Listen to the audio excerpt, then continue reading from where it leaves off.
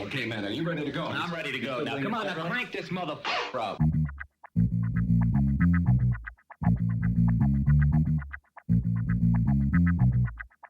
Break it down like this.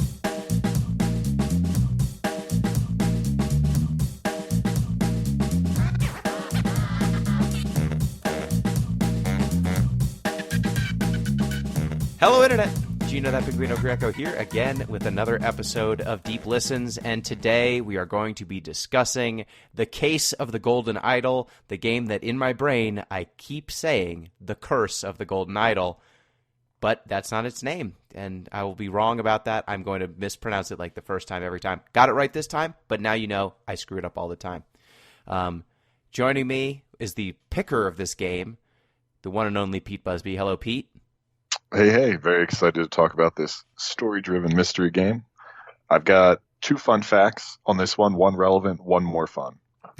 So we'll do the relevant one first. Do either of y'all know what the shortest verse in the Bible is? The King James version, I should say. No. It is two Ouch. words long. Just ouch. Close. It's 2 words long. It's Jesus wept. It's the shortest verse in the Bible, and it happens in the story of Lazarus. Jesus hears Lazarus dies, and it says, Jesus wept. That will be relevant in a moment for all you listeners. More fun fact.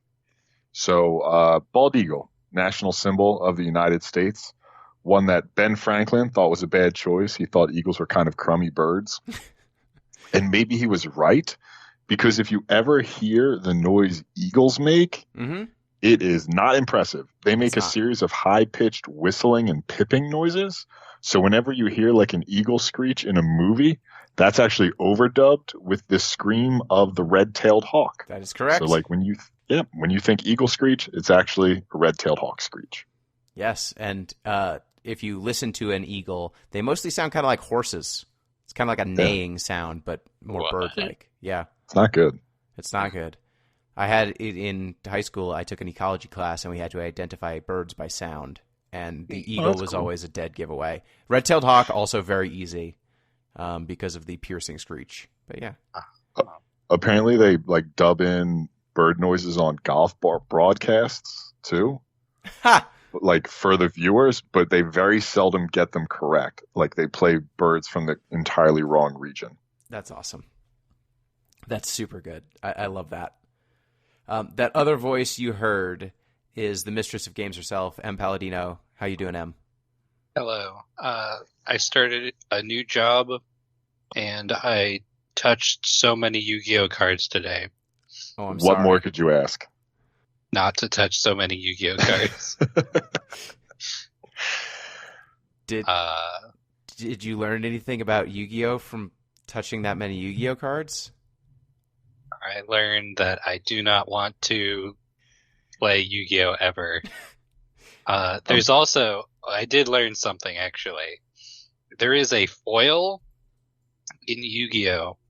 It's like very gaudy gold around the edges and around the frame, and it's actually so much gold that the card weighs differently than other cards. What? So it's not legal in tournaments because you would be able to feel it like in your deck, and so you could stack your deck in order to have it on top or something. Are you telling me that the cheating that happens in the Yu-Gi-Oh TV show where someone put different perfumes on every card? That's actually a thing that you could do in the Yu-Gi-Oh card game. But by weight. But wait, the best part. This is the foiling, which is super gold, has the name Return of the Bling, because that was the set that it was used in. Is that an actual set name, Return of the Bling? Yu-Gi-Oh. Yeah. Yeah, it's an actual, like, box set. Oh, that's thing. not ironic. That's not like, ha ha ha. No. That's what it was actually called on the box. So now you know something about Yu-Gi-Oh! I'm pretty sure like modern Yu-Gi-Oh games end in like 2 turns too. They do. If I remember, I saw a couple of... First, I'm going to do the intro of things, and then I will cut back to this. I swear the transitions will work. Reminder, you can get in touch with the show at Deep Listens Pod on Twitter, deeplistens.libsyn.com. We have our comment sections, and deeplistenspodcast@gmail.com. You can support the show on patreon.com/deeplistens. If you were to do so, it would get you access to our Discord. It would also let you put a game onto the slush pile of the Off the Deep End podcast. We don't do that here because those people are sick. But you would get us very, very perilously close to having to play Sonic 06. But the Discord is where that's the main thing, and that's where people can talk to us and converse with us and end up on the Discord report. The Discord report. Boop-a-doop-a-doop-a-doop-a-doop. On the This week Discord, on the Discord in the report. card games channel, Pete, Yes. if you wanted to see someone try to play Yu-Gi-Oh!, one of our patrons, Yatsu, posted a video of themselves playing a game of the Yu-Gi-Oh! Like online client, whatever that. What is it called, M? Yu-Gi-Oh! Dual Links. Would you That's it. would you mind describing what happened in that video? I didn't watch the video. Okay, I watched the video. What happened was the Yatsu's opponent went first, which usually means that the game's over and Yatsu loses. But in this case, they foolishly didn't win in a single turn, like idiots. And so they took maybe 20 game actions in their first turn. Yatsu drew a card, played one card, and then passed the turn. Then the opponent took like 20 more game actions, and I guess the opponent's entire plan was to kill everything that he played and deck him without allowing him to play the game at all. But the last card in his deck, after all of the decking, was a card that, if it is removed from your deck, makes your opponent remove 5 cards from their deck, and the opponent had fewer than 5 cards left in their deck. And so got him. when they decked Yatsu, they decked themselves first, and they lost. Amazing. That sounds like Yu-Gi-Oh! I'm watching the Feel hard of the video, cards. and it's incomprehensible. Completely incomprehensible. Like, cards go into play and then vanish, and then a new card appears out of nowhere, and then a bunch of cards just... Nothing's attacking, nothing's blocking. In Yu-Gi-Oh's defense, magic is equally as incomprehensible. Oh, I don't know. Magic slowly builds. I'm just saying, from my end, I've watched a few Magic games. Okay. I've never understood a single one of them. That's fair. I will say Yu-Gi-Oh! Tends to involve watching one person play while the That's other true. person sits there and just lets stuff happen. That is accurate. More often than Magic, outside of the most degenerate formats. I forget it. Em, you might know. Is this an accurate statistic? I saw that no Yu-Gi-Oh! Grand Finals winner has gone second. I wouldn't know if that's true or not, but it sounds right. Write in to correct me, but I saw a stat that in the last 8 years or something, the winner of the tournament was literally whoever won the coin toss. And that That's was it. amazing. Yeah, I mean, yeah, What do you high do? level play. You know what your opponent's going to play. It's probably the same deck you're playing, so and it one turn you know how to kills. beat it. Yes, exactly. And they're all super deterministic one turn kills. So you hope that in your opening hand you have the one card in your deck that stops the deterministic one turn kill, and if you don't, you just lose because you don't get. Yu-Gi-Oh! Requires you to take turns to do most of the things. Mm-hmm. Yeah, so that's going on in the Discord. Em, anything else? We should watch Over the Garden Wall, because people are talking about it because it is no longer available to stream on Max. It is still available on Hulu. If you have not watched this show, I want to get everyone to watch it because people are like, I don't think this is going to be too weird, but my memory of it, having watched it as an adult, is that it's very frightening. Yeah. Pete, yeah. have you heard of this show? I haven't, but I mean, the kids' names are Wirt and Greg. I mean, it's starting off pretty weird. Yeah. It's, Gino, how much have you watched of it? I want to say 2 episodes. So I started watching it earlier this week because it was on the homepage of Max. It said going away soon, and I'm like, okay, the episodes are 10 minutes, so maybe I can get through it before it gets removed from this. from the frickin' streaming channel that owns Cartoon Network. They're going to get rid of it, but they've done it already. So I got about 2 episodes in before they pulled it for broadcast. So there are, 12 episodes? Yeah, it's not very Or 10 long. episodes. Yeah, it's 10 episodes. It's like a Halloween, sort of watch, I would say. Yeah, for sure. I usually marathon it in October. I did for a couple of years because it was weird, and I think people are underestimating just how strange this cartoon can get. And I am eager to see what people think once they watch it. I would say it's like Courage the Cowardly Dog if it was less concerned about linear storytelling. Mm-hmm. The storytelling is still somewhat linear. Yeah, but it's in an individual episode. Like, stuff will happen just because the characters do stuff, not for any the very first episode. It's 2 minutes in, so I don't think it's a spoiler. Greg, who wears a teapot on his head, yes, is producing endless candy from his pants, and then someone says, "Hey, we should use it as a trail." He's like, "Oh yeah, I guess I should." But for a while, he's just kind of throwing candy out of his pants. From his pockets? No. Okay. Inside his pants. Inside the pants. No follow-up questions. Yep. This child reaches down, and then candy comes out. The only other thing going on in the Discord, Harley made some chili, and it was really good. Nice. And, big chili fan over here. Yeah. I did not know I was a chili fan, and then I had some chili, and I liked it. CP got a chorizo pizza, and I don't like that. Yeah, well. Chorizo pizza? I don't mind chorizo pizza. At the end of the day, chorizo is spiced sausage the same way that, pepperoni is. It's just a different set of spices, so I'm not super affronted by that. It was the black beans on the pizza that seemed, and they were wet black beans on the pizza, and that was what pushed me over the line. I have no problem with the chorizo. That sounds like some Tucson stuff right there. Yeah. Sure. That's what's going on in the Discord. Yep, that is by and large what's going on in the Discord. My obsession of the week is very simple, and it's also streaming related. Did y'all know that Futurama's back? I did. Yeah. Haven't watched any of it, though. I haven't either. It's good. It's back, and it's pretty good. I think they've learned.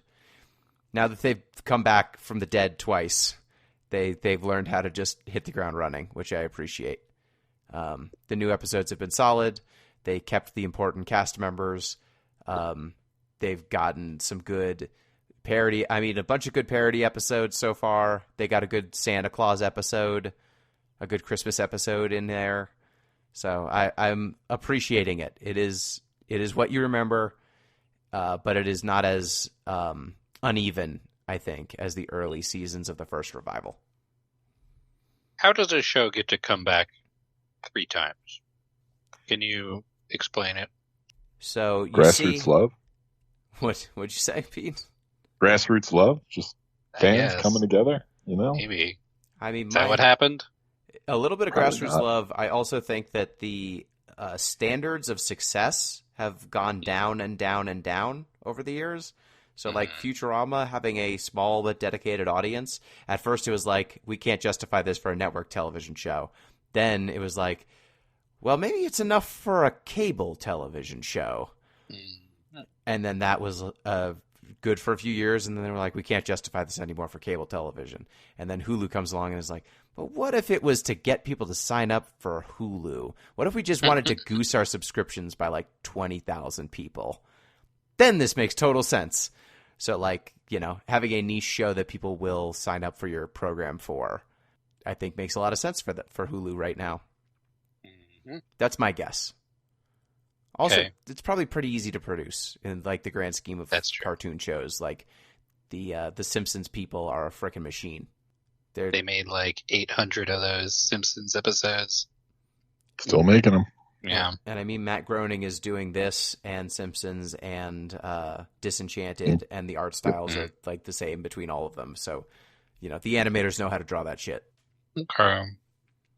Just wondering. I like that the CGI in Futurama, even in the new one, is still as weird and out of place as it always was, which is great. Every time they use a CG character, and it's not like, it's supposed to match the hand-drawn style, but it always stands out like a sore thumb, even now.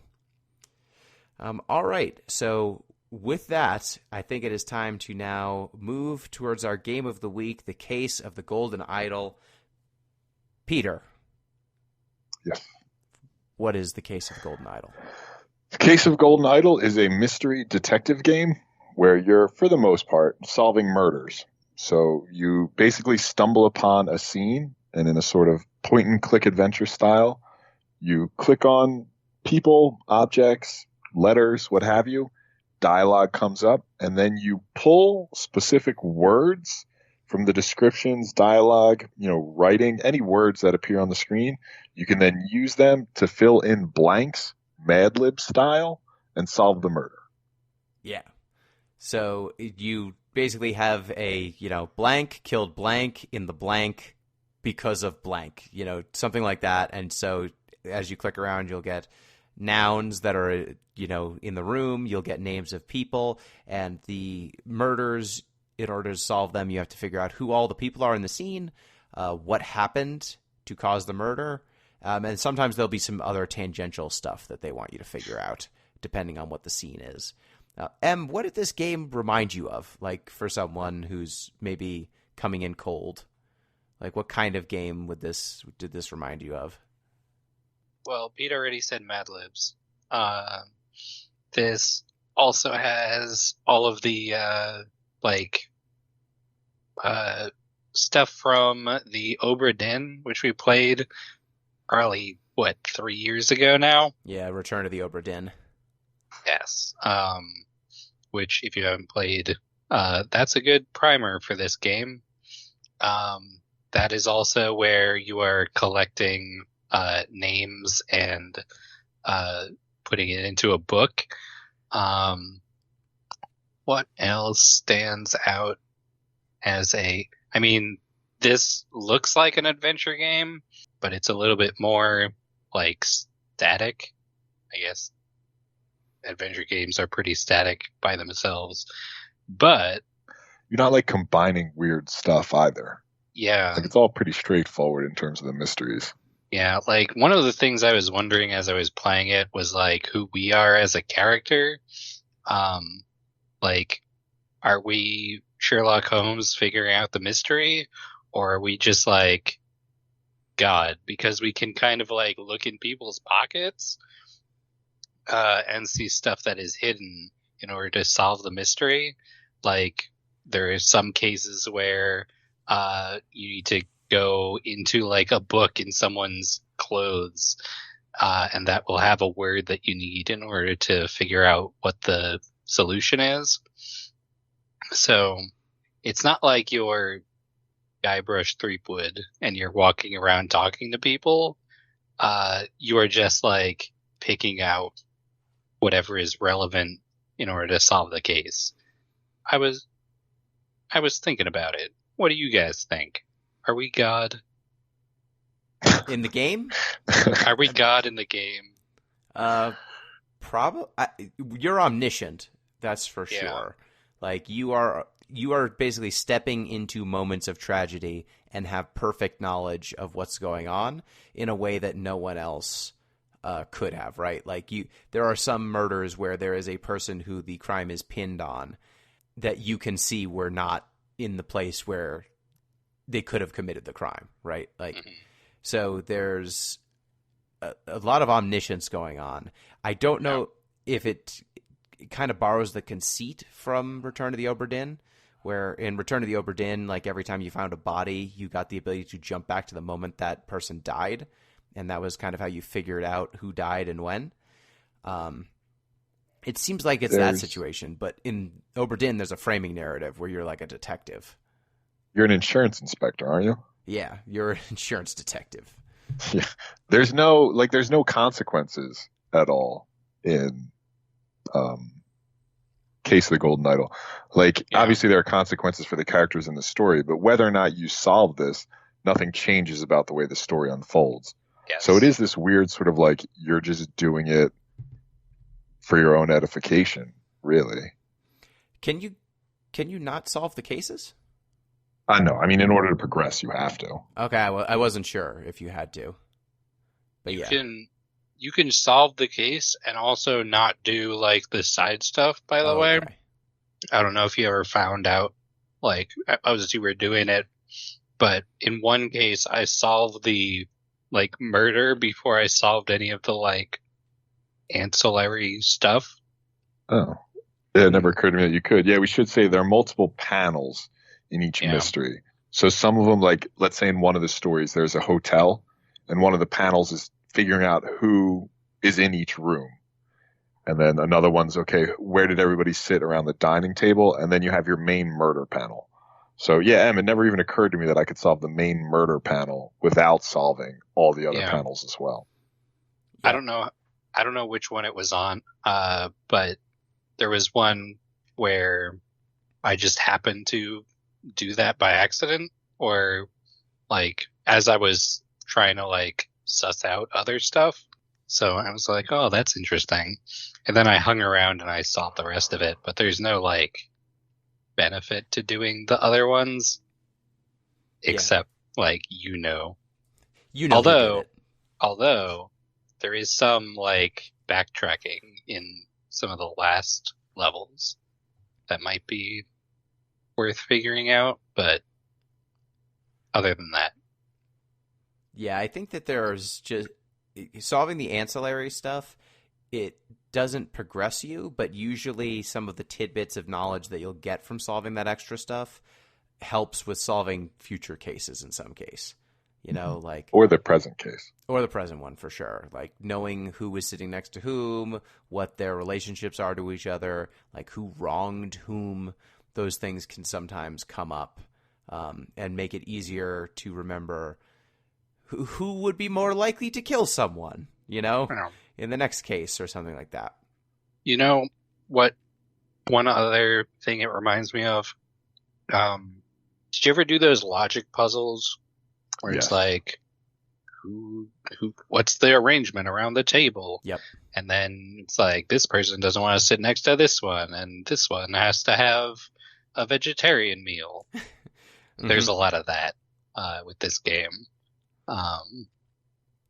Especially in that one dinner scene, Yeah, for obvious reasons. it has a few scenes where it feels like a logic question you'd get on an SAT or something, for sure. So, Pete, what did you make of the overall narrative here? So, like, the first case is an abrupt termination of a contract.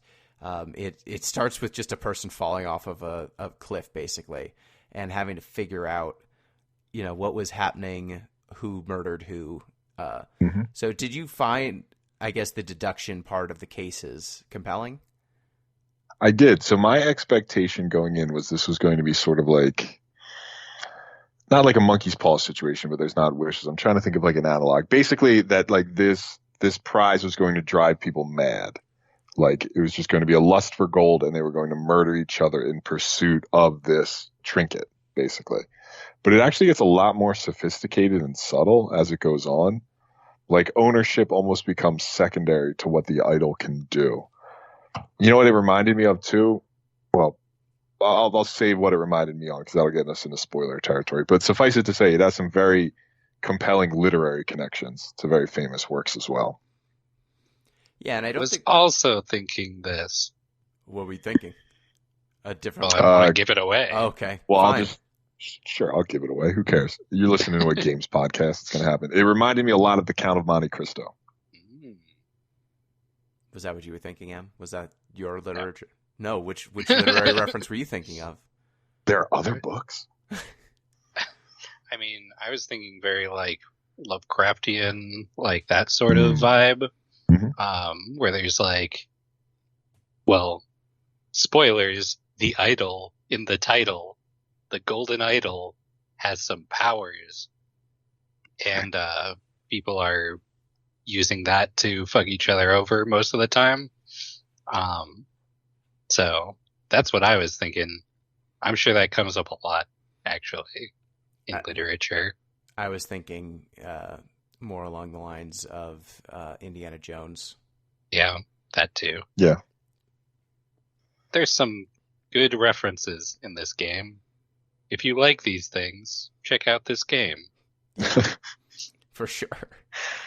What a weird Venn diagram of like Indiana Jones, the Count of Monte Cristo, and H.P. Lovecraft. Who's that like center bit right there? You, the gamer. What happens in the Count of Monte Cristo? Because I do not remember it. Yeah. Count of Monte Cristo, very good book, but it's basically a revenge narrative where everybody thinks this guy's dead, and then he comes back as the Count of Monte Cristo to exact his revenge. Ah, I see. And what happens were you just general H.P. Lovecraft, or is there an H.P. Lovecraft story called The Golden Idol or something? I don't think there is one about a golden idol specifically, but in most of... I shouldn't generalize because I have not read most of H.P. Lovecraft stuff. We can safely say they're all racist. Well, yes. Yeah. But usually there is like an object of great power, and that will drive people to do... Nope, I can't swear. Damn it. Messed up. The radio. People will do messed up stuff in order to obtain its power, and then that ends up coming back to bite them. So you see, in Indiana Jones, there's a man, his name is Indy. Yes, and what does he do? He believes... Named after a dog. Exactly. He believes that things should belong in a museum. And so the Nazis, it's always the Nazis, they want to take the artifacts, these priceless artifacts, and use them for their own ill gain. But Indy, he wants to put them in a museum, and usually he thinks that there's, just some folklore about whatever object, like the Ark of the Covenant or the Holy Grail, and then it turns out the object actually has magical powers at the end, always. And that's what reminded me of this game as well. Yeah, fair. So this game, I don't think we've said, like, it's kind of 1700s style. So what the setting, and where would you place this, like, time-wise, and what are they trying to invoke by setting it there? A lot of powdered wigs. Let's see. I mean, 1700s is... Are we, like, in the colonies, or are we, like... Because I remember there were mentions of it, but I do not remember... So, we're not, because they were going to send somebody to the colonies. Right. So, presumably we're in England. Yes. Although it did feel... It almost felt like pre-revolutionary France, if you, like, replaced the, like, uprising around Napoleon with fascism, basically. Yeah. Yeah. And, like, the idol itself is found in the ruins of Xenopolis, which is it looks very almost Mesoamerican inspired to a certain degree, the way the idol itself looks and everything. So I think they're trying to invoke, like, way back when the world was being explored and magical things happened, and look at these high society folks and how they're really not that smart.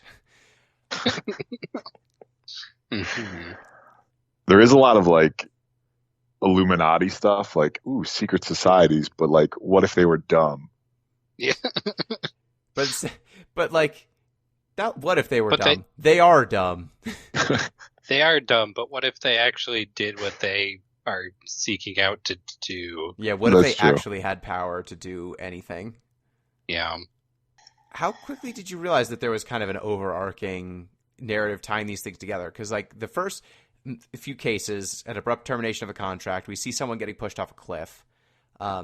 Then the untimely passing of a rural gentleman. This is, like, the first murder is a person getting pushed off a cliff, and you kind of know one person shoved another off the cliff. The untimely passing of a rural gentleman. Pete, what happens to that rural gentleman? He just falls off a horse. Yeah. Right? Just falls Yeah. off a horse and bleeds to death. It's an accident. Yeah. You have to Then, basically, the mystery there is you have to figure out how he's dressed. exactly. But then when we get to the dramatic departure of an outsider, when someone is burned alive via spontaneous combustion. Then we start thinking, you start getting like a through line. Like the first two deaths, I think, are of the same. I think the murderer in the first case dies in the second case. Yes. It's basically like establishing the provenance of the golden idol, like how it arrived in this. Basically how it arrived here in, let's just call it 1790s England, and then how it changes hands from the original owner. Yeah, and it does a good job of, through these cases, or different cases. There's 1, 2, 3, 4, 5, 6, 7, 8, 9, 11. Yeah, there's 11 main cases and a 12th epilogue. Those cases do a good job of showing you kind of how this person and the family that controls this idol shift over time. Like, the person who comes to possess the idol, maybe they start as just a bystander in an earlier scene, or, someone who ultimately has a very important part. They're a bit player, 7 cases ago. And it's very cool to see how they weave these handful of characters together over and over again to kind of play out this compelling narrative over like a 4 or 5, I want to say like a 10-year period or longer. If you go like back to the very beginning, longer.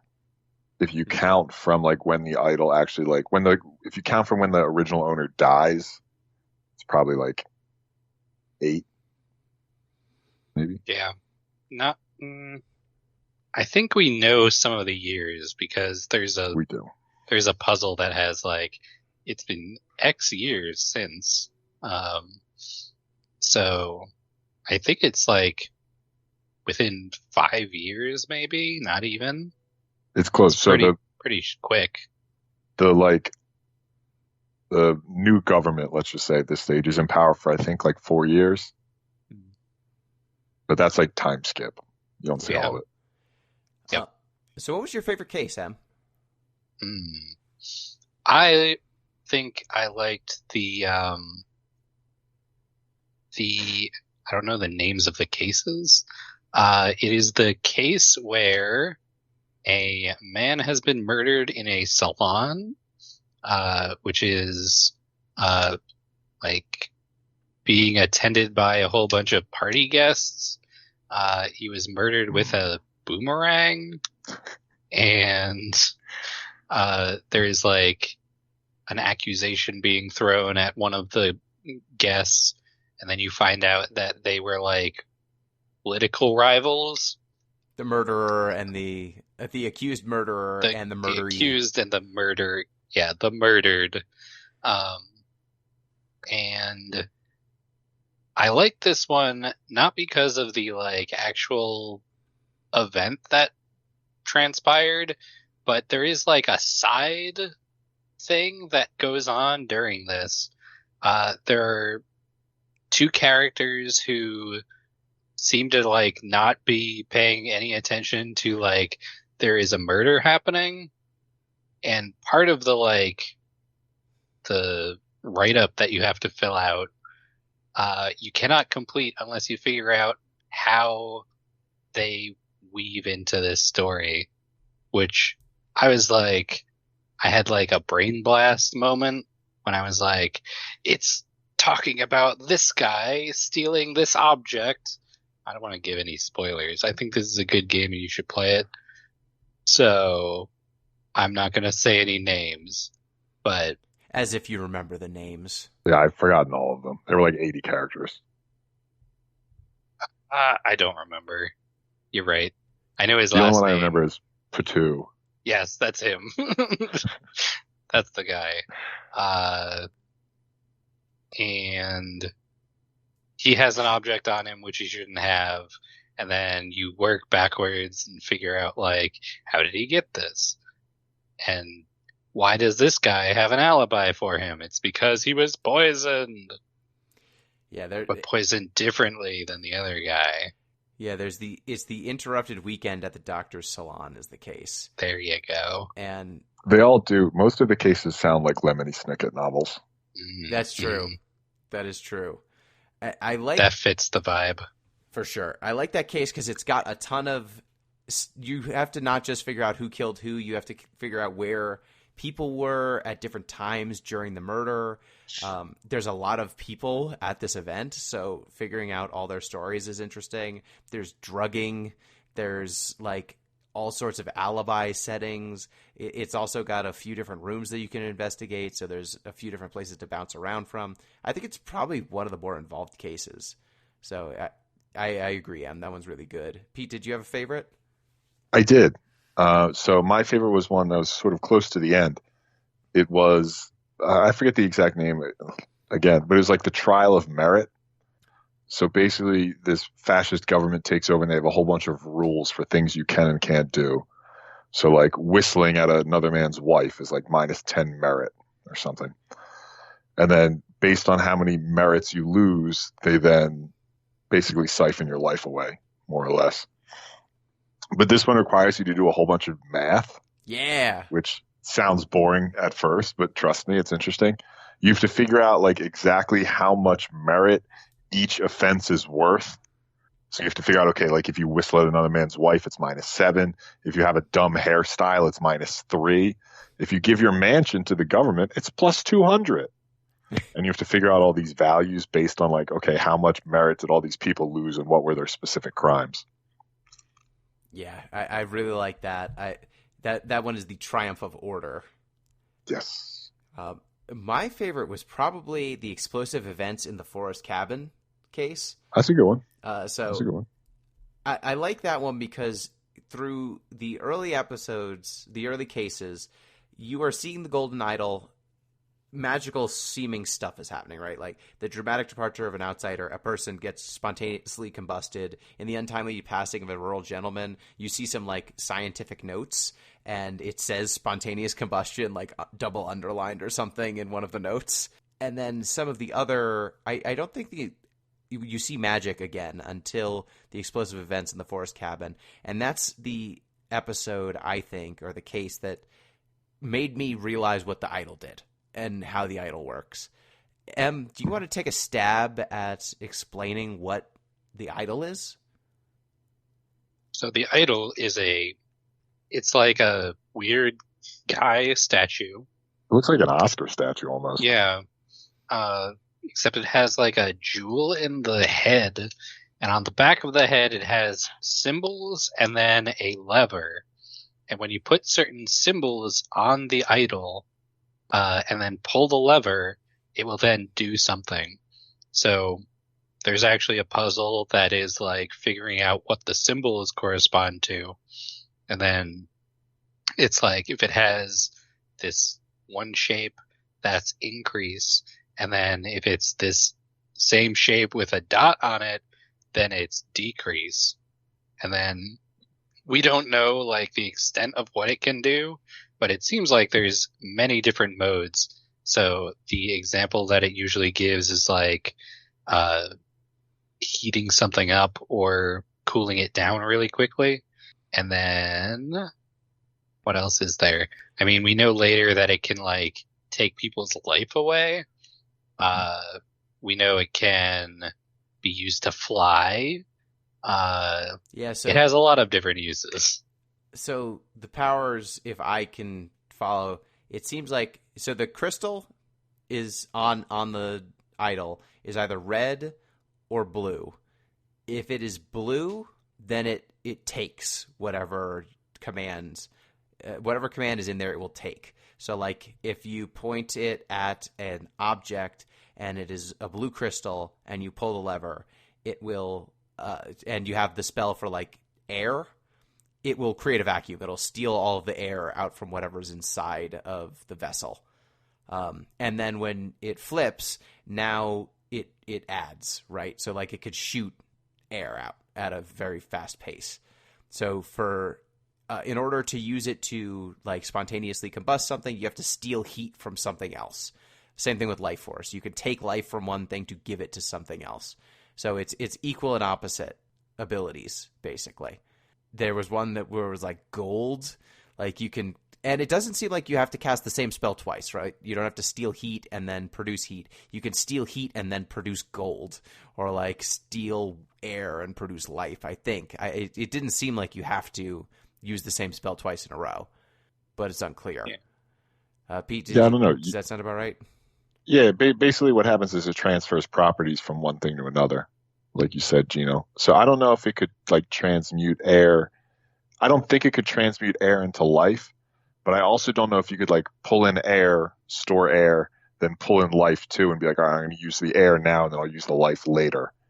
I don't think they really like worked out the rules that closely. Yeah, you know what I mean? I think the It explosive seems like in a note in the explosive events in the forest cabin, there's a note that says like you can't do a like combustion.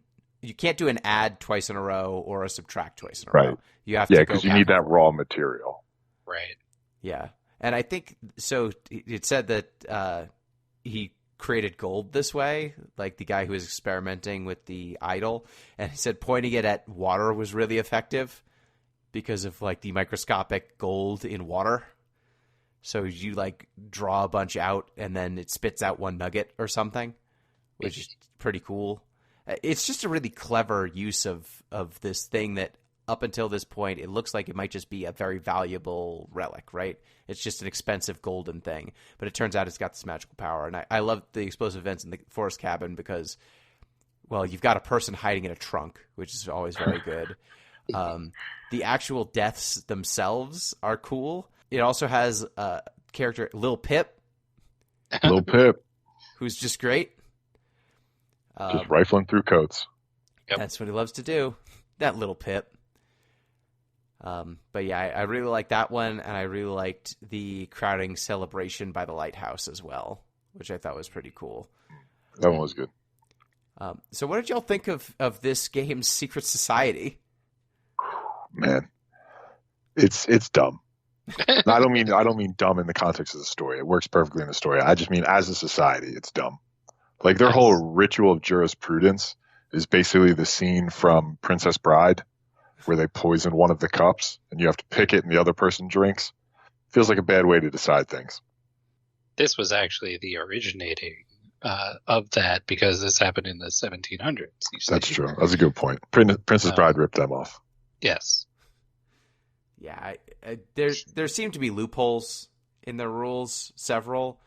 They've got, as you said, Pete, like depending on who accuses whom, at the end of the day, someone's drinking poison, but it just like changes what paintings and people have to be in the room when you're doing the poison drinking contest.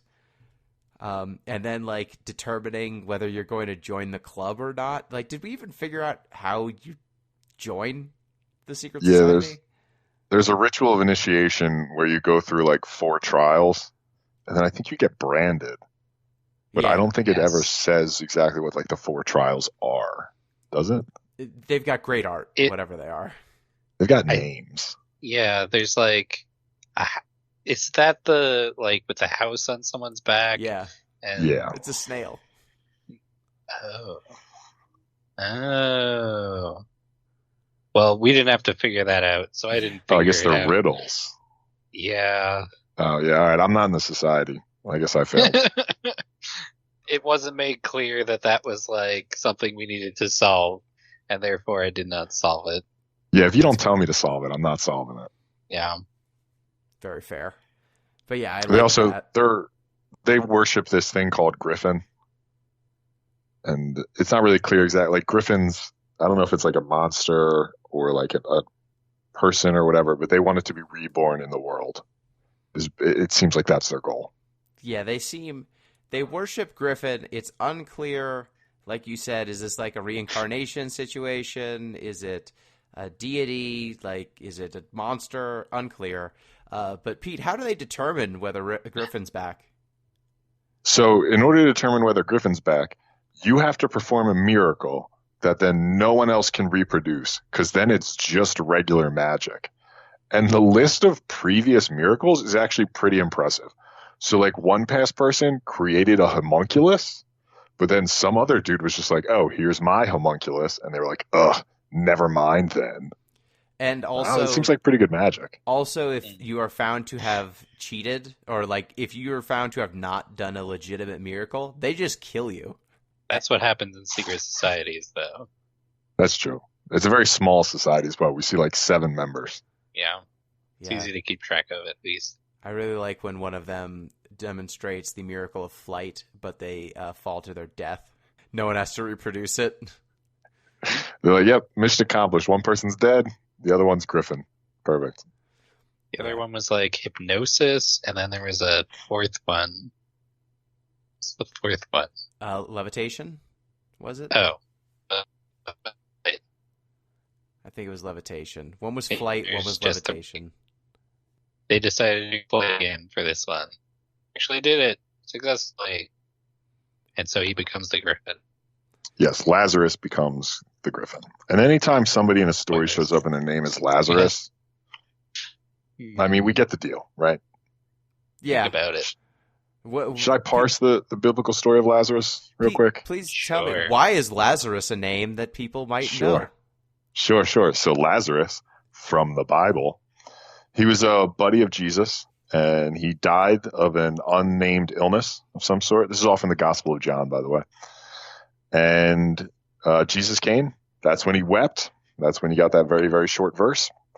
And then 4 days later, he brought Lazarus back to life. What was he doing for those 4 days? Just like, Being damn, Just- really It's like, bummed shit, out. man. Yeah, it's like, oh, Yeah. man, I can't do anything. And then he's like, wait, I'm Jesus. Oh, hold on a second. I know a guy. Let me call my dad. I'm him. Yeah, that's... So yeah, when the character's name was Lazarus, it was kind of a giveaway that maybe they were a character we've seen before, perhaps. Who's to say? Maybe. Maybe. I think the reveal for this was actually pretty well done because you do not know that maybe the idol can take away life and also give youth to other people until like case like 9 out of 11 or something. I mean, I think Until it's the last case. merit trial. Yeah, is when you like find, because basically the upshot of the merit trial is some guy gets 88 demerits, Mhm. so they strip 88 years of life from him, and he dies. Yeah, he becomes 108 or something and dies But- instantly. He deserved it. Did you see his stupid hair? Yeah, I like that kid. Did That you guy- like read? Did you read what his crimes were? It was all like silly stuff. So he lost 3 years for the stupid haircut. Uh-huh. He lost another year or so for not giving up like the secret entrance to the king's castle. And then he lost 80 years for bursting into tears 8 times during his interrogation. Oh, right. Yep. So it was minus 10 years for each of those. I thought he also got like every day he didn't work was Yes. Yeah. like That was like 3 apiece, I think. 3 apiece, or and he didn't something. work for like 10 for like a month or something. Yeah. Yeah, it was bad. Like Pete, the fascism in this game. Yes. What do you Yeah. make of it? So it's definitely fascism. So like the party that assumes is called the Party of Order, which already like dead giveaway. I mean, come on, they're not going to be the fun good time party. And then when they take over, they have their 4 cardinal virtues. It's basically industry, truth, modesty, and Temperance. like not Beauty? you're not showing emotions or something. Temperance, I think, is what they call it. A bunch of dumb old timey Yeah. virtues. Yes. But basically what happens is they set up this tribunal that like adjudicates members' fidelity to the cause, which is like, if you read any sort of literature about, when I'm talking revolutions, the one I've read the most about are communist movements, right? And there's always a talk about how like, look, revolution is hard, especially like revolution for the people. Like it's really easy to betray the people and like become an agent of the the bourgeoisie, right? So we need to be really vigilant and take constant searching moral inventories to make sure we're faithful to the revolutionary spirit. And that's basically what this order does, or I should say, that's what this order pretends to do as a way of stealing life force from the people and giving it to the party higher ups. So it's basically using revolution as a fig leaf to steal from the people, which, surprise, surprise, happens a lot in history too. Yeah, the 4 virtues are moderation, and violations include lust, indulgence, uncontrolled emotions. Each violation is 7 years, basically, because every merit translates to a year. 2 is diligence. Violations include refusal to work, untidy work, and incorrect work. So just like doing a bad job is 3 years, 3 merit. Beauty, violations include vulgar art, fashion, and music. So obviously they decide what is beautiful art and what is not. Each deduction is 2 merit. And truth, violations include telling lies, keeping secrets, and possessing literature. Just possessing any literature, no reading. Each violation deducted 1 merit. So lying is actually the least of problematic. Just like crying in public and showing emotion is 7 years punishment, which is very British. It is. You know what else it reminded me of is basically the way like certain laws are structured that like police on the beat can stop whoever they want, like based on suspicion, like traffic violations, right? We all sort of like drift over the line or like drive 3 or 4 miles over the speed limit. So basically the virtues they set up were such that they could declare anyone out of compliance whenever they wanted to. Right. Yeah, and it's amazing, like, when you have to do the math for these trials, the math always works out to whatever is divulged by a person who is in the negative. It always gets them to just barely positive. Mm-hmm. So, like, someone with a mansion, like you said earlier, Pete, like, they have, like, a negative 195 or, like, a negative 198, but then they give them the mansion, which is 200, so they end up plus 2. Yep. The other thing it reminded me of is like maybe like 2 or 3 years ago, there started being a lot of stories about this system in China where they were creating a social credit score. Basically, like as reported in U.S. media, it was like anything you do can either give you or take away your score. So it could be like getting into debt, could be one. It could be, failing to pay your taxes. But like other ones could be like jaywalking and things like that. And then basically how your social credit score was would determine if you could buy plane tickets, if you could take out loans, if you could operate certain kind of businesses. Now, most of this was a myth. So like some of this stuff is happening in terms of like, not paying loans back or, reneging on your taxes. But it got so twisted up in like the US media that it basically became like China's surveilling their citizens constantly to see if they're jaywalking. And it ended up saying a lot more about like the US's approach to China and surveillance that we twisted it this much than it actually said about like, here's how China's actually doing business over there. Yeah, and I do think the notion that when you bring up credit scores, Pete, like the actual way that credit scores work in terms of like, yeah, you want to pay back all of your bills, but if you fail to pay like any one bill on time at any time, your credit score is irreparably damaged.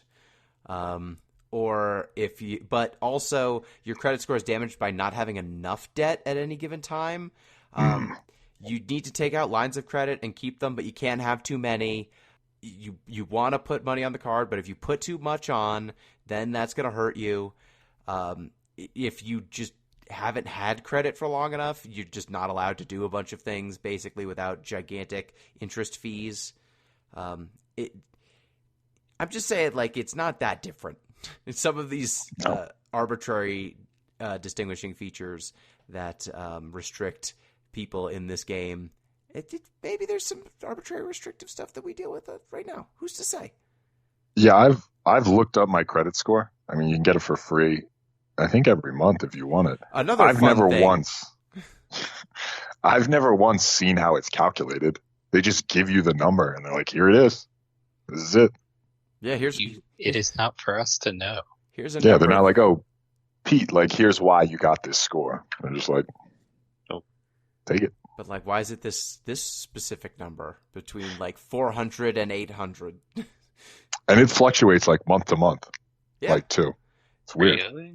Yeah, and it determines like how big of an interest rate you pay on most things. If you like took out a loan or tried to get another line of credit or wanted to buy a car or like wanted to do any large financial transaction, you will get a better Or like rate. whether people will rent an apartment to you or not. Yeah, for sure. Hmm. Terrifying. My credit score pretty much stays the same. I don't know why. Mine's jumping all over. You know, I got like 6, 7 credit cards. I'm just floating out there. Yeah, I liked the bluntness with which this game has its fascism. I appreciated it. And I also liked, did you see in the, I think it was the epilogue where they tried to explain like what the idea was behind the Order Party in terms of like the grand vision? Did you? It like started off okay. Well, I mean, if you're okay with like the wanton murder part. I just mean like he was like, he didn't go in being like, I want to be ruler of the world. He went in being like, I want to improve society, which I guess is what every dictator says at some point.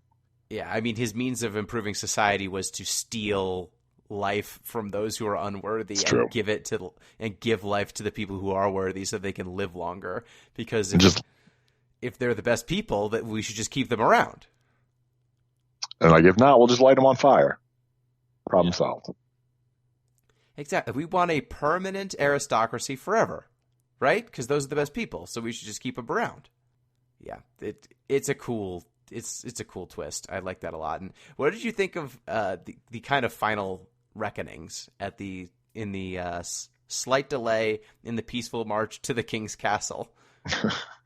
I think Lazarus went out like a chump. Is he the one that got blasted by a cannon? Or Yeah. He was going over to steal another guy's wife. Yeah. And the dude was like, nope, cannon. Who we hadn't seen for like 6 of these little vignettes. He came out of nowhere. Who won a cannon gambling, just took it off a boat and put it up in his family room. And he just waited. Just lied and wait. I just love that it's like this degenerate gambler who is barely in an episode. Like, his most remarkable feat is he's hitting on this girl in an earlier episode, and you see like his letter to this woman, and it's like, I would beat up a lion for you, girl. I will fight a tiger. And it's a very childish drawing. Yeah, crude drawing of him flexing on a tiger. Yeah. It worked perfectly. Ended up man and wife. Yep, they ended up married, and he ended up the hero of the story. Yep. It's so good. Who else was there? David Goran is one of the guys who I was looking out for in most of them, because in one of them he's like not on screen. He's just kind of like mentioned a few times.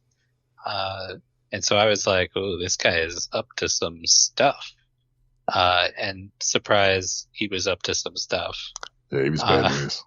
Yeah, he was like a lackey who was doing the overlord's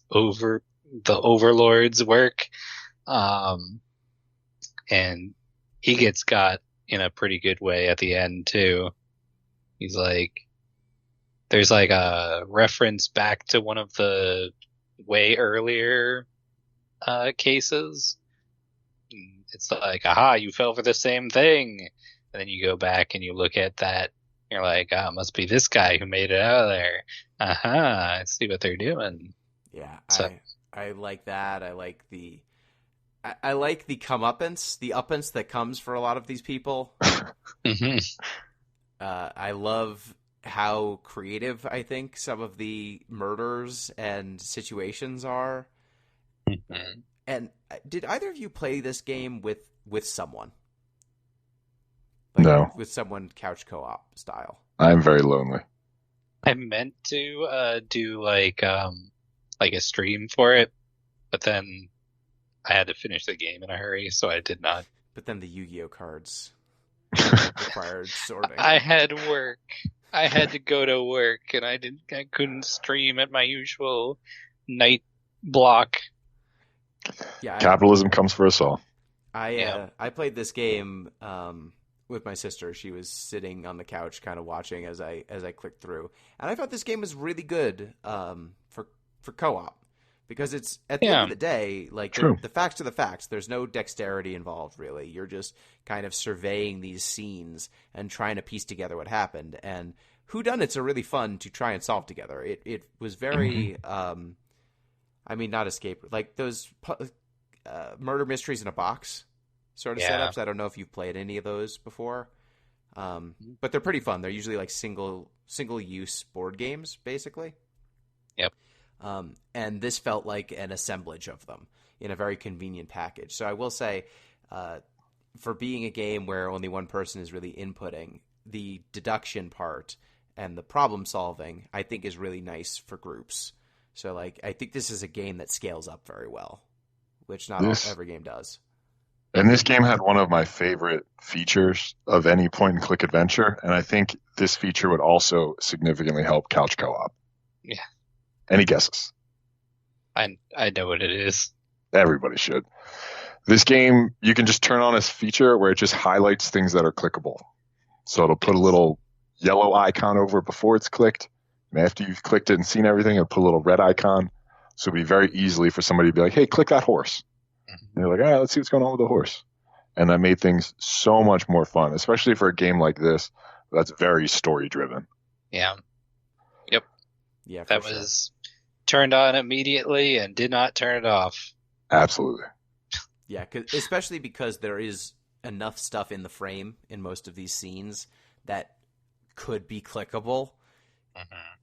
Like, there's plenty of times in adventure games where you think you've got the logic to solve the puzzle, but the adventure game's like, nah, you need the chicken with the pulley in the middle. Yeah.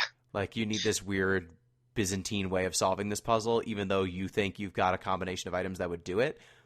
I feel like in a murder mystery game like this, if there was there's a bunch of red herring objects that are just on the screen all the time. If I had to click on every single one of them and go, why don't I care about this fork? This fork's got red on it. It's probably blood.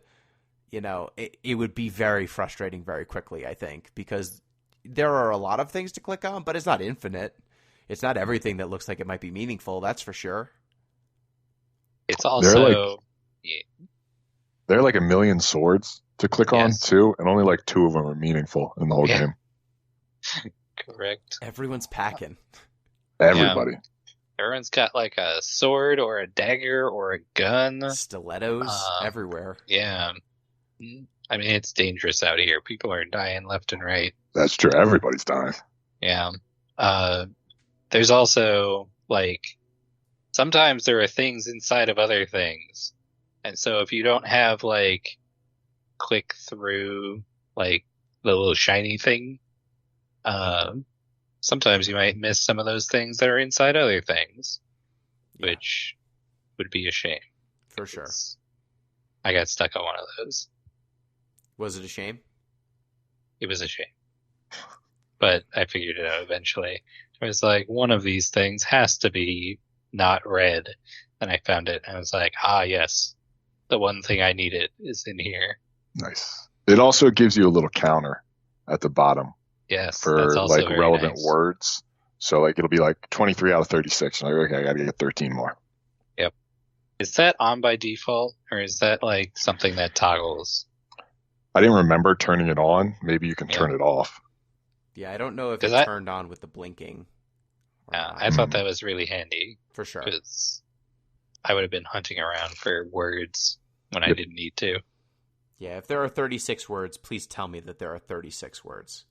If it's like 5, cool, whatever, I'll figure it out. But if it's 36, I maybe have to use 10 of them. Please tell me when I found all of them.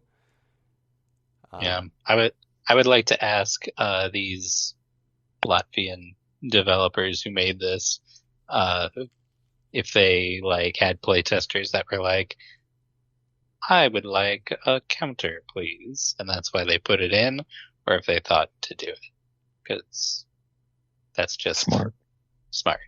Yes, Mhm. it's good. It's good player forward design. I like that a lot. And I also just like the main conceit of the gameplay being keyword driven.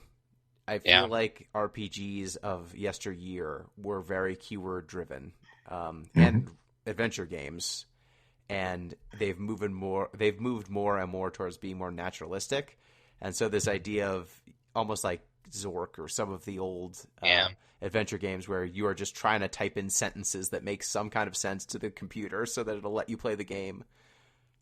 This felt like it harkened back to it without feeling archaic, which I thought was cool. It took that keyword-driven gameplay and applied it, like you said earlier, Pete, to almost like a Mad Lib situation, which recontextualizes that whole conceit that so many older games really thrived off of. Yeah. Fun fact, that was actually what we were doing before things like Zork, I think. Or maybe it was right after. Was that you would have like a list of verbs that you had to click on, and then your list of item words, then you make a little sentence. So I think it was right after Zork. Like The old Scum that was the engine next, games. the next step up was Scum. The And LucasArts Scum engine games, which, like you said, it's like, look at Ham Hock. Yeah. We could have been doing that for this. We could have had to like look at stuff. I wouldn't have picked this, so we wouldn't have had to. If it was that, we enjoyed played it. Day of the Purple Tentacle. Yeah. That's true. That one was good. That was funny too. Mm-hmm. Yeah. Any other closing thoughts on the case of the Golden Idol? No, I mean, good gameplay, good story. I would definitely recommend this game to anybody. DLCs came out for it while we were playing it. Oops, we're topical. The last one, I think. And we didn't play that, but maybe I'll play that on stream because this is a good like stream game, I think. Sure. Although maybe people just give away the answer and then there's no fun. Yeah, I mean that's a threat, and the other threat is you're just like trying to deduce what's going on and just muttering to yourself for like an hour. Just moving names around. Yeah. But what happens? I did some of that. You could try to brute force anything in here if you wanted to. Yeah, what happens when the stream sees that you solved the puzzle dishonorably? What's the dishonorable way of solving this puzzle? Brute forcing. Just being like, what's this guy's name? I don't know. Knife? Nope. Stiletto? Nope. Jonathan. It was Jonathan. Damn it. Oh, the one other thing that I liked, which is UI element.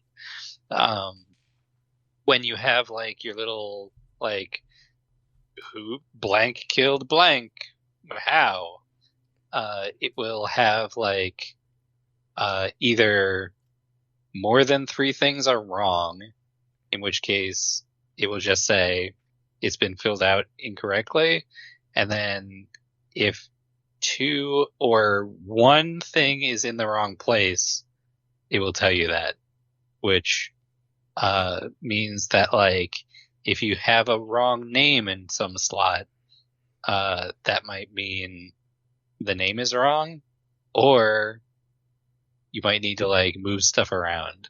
And this was also a really good choice because it could have just been, nope, not gonna tell you anything, but because you had that extra little bit of information, this also feels like something that would come out in playtesting. You were able to like make some informed decisions. And my pro tip is if it says 2 things are wrong, just like start swapping names around. And if it goes to incorrect, that means it is right. I like that the two or fewer, it gives you a lot of wiggle room. Like, it gives you enough room to guess, but not enough so that it's almost deterministic. It makes brute forcing possible, but not simple. Another thing I really liked about the UI that I don't think we called out is that there's color coordination for actions, weapons, names, and some other, like, kind of loose terms as well. So, like, there will be a color for each of the names are a certain color, some of the weapons and actions are a certain color, sometimes locations are a color. It kind of depends on what the puzzle is, but then the blanks will be color coordinated, so you at least know I'm picking from 1 out of 10 options instead of all 36 for all slots.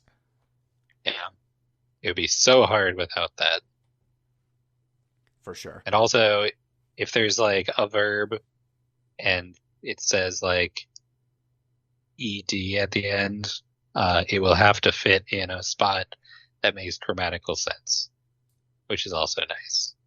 So if it is a verb that is not in that form, it does not go in a slot that would, right? Yeah. I mean, if it's past tense, you can. Yes. If it's past tense, it has to be a past tense verb. If it's present tense, if what happened is present tense sentence, it has to be a present tense verb. So you cannot make ungrammatical sentence. You can make ungrammatical sentences. They will never be right. Yes. If you really wanted to, you could do any sentence you wanted. But the correct ones will be right. Yeah, you will be able to read them. Yes. All right. Well, I think that covers the case of the Golden Idol. Did either of you have anything else you wanted to talk about for this game? No, I think we got it. Yeah. I like it a lot. Mm-hmm. Silly fascism is not deployed enough. I don't know. That is a oxymoron. I know, but usually it's grimmer. This one's extra silly. If you read any of Adorno's writing on fascism, he actually makes a lot of hay about how silliness is inherent in fascism. It's actually a big part of it intrinsically. But we don't need to get into that now. No. Which now means that it is M's turn once again to pick a game. What do you pick at M? It's my turn to pick. Woo! As you might be aware, the game of the minute is Baldur's Gate 3, which is not the game I'm going to pick. But in the spirit of a CRPG being in vogue, we're going to play a different CRPG, which I've been told is even better than the one that is very popular right now. And true to form, we're going to start with the second one in the series. Having played a little bit of this, you're going to miss some context, but you'll live. Yes. We're gonna play Pillars of Eternity 2, Deadfire. Good title. Deadfire. Yeah. And if missing context were an issue, we never would have played Kingdom Hearts. Yeah. So we'll be okay. We wouldn't have played half of the games that we played if we thought we were missing something. But I've been told that this is a very good example of the genre. I don't know. I played, 16 hours of it. It's going to be a long one. Yep. Be ready. Yep. I'm playing through it because it was going to be a long one. It's a CRPG. Can confirm is CRPG. We will see how we feel about it when we finish it or get far enough in to say we've got an episode's worth. I don't know how many hours this game has in it if you want all the hours, and how many hours it has in it if you're like, I want to get to the ending. But I think we shall see. So coming up next time, Pillars of Eternity 2, Deadfire. All right. Well, thank you, Pete. Yep. Always a pleasure. Thank you, Em. Thank you. Looking forward to Braden being mad at us about our coverage of another game. That's fine. That's just a steady state. I look forward to Braden being mad at us. I look forward to ZP telling us that we didn't give it a fair shake or gave it too fair of a shake. I don't really know which he's going to come down on, but I know he'll be upset. And I look forward to you, the listener, enjoying all of that great, great content. Reminder, you can get in touch with the show at Deep Listens Pod on Twitter, deeplistens.libsyn.com. We have our comment sections, and deeplistenspodcast@gmail.com. And you can support the show on patreon.com/deeplistens. Till next time, peace!